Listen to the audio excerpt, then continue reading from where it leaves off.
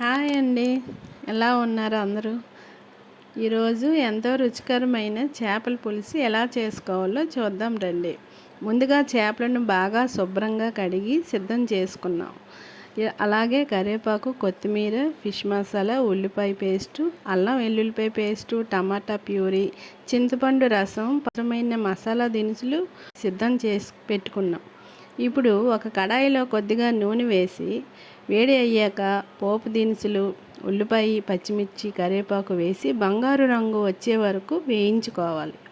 ఆ తర్వాత అల్లం వెల్లుల్లిపాయ పేస్టు వేసి పచ్చి వాసన పోయే వరకు వేయించాలి. తర్వాత ఉల్లిపాయ పేస్టు, టమాటా ప్యూరీ వేసి బాగా కలుపుకోవాలి.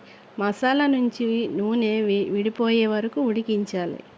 ఇప్పుడు చేప ముక్కలను వేసి పసుపు, కారం, ధనియాల పొడి, ఫిష్ మసాలా వేసి చాలా నెమ్మదిగా కలపాలి. ఇలా కలపడం వల్ల చేప ముక్కలు విరిగిపోవు.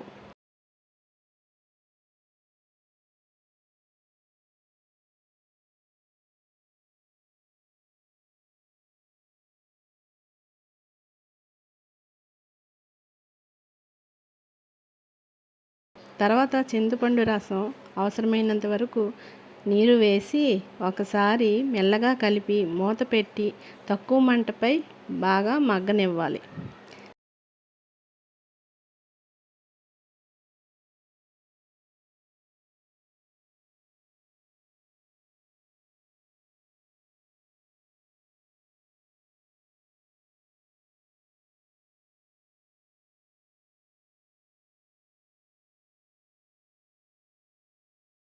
చివరగా కొత్తిమీర చల్లి గార్నిష్ చేస్తే ఎంతో రుచికరమైన చేపల పులుసు రెడీ.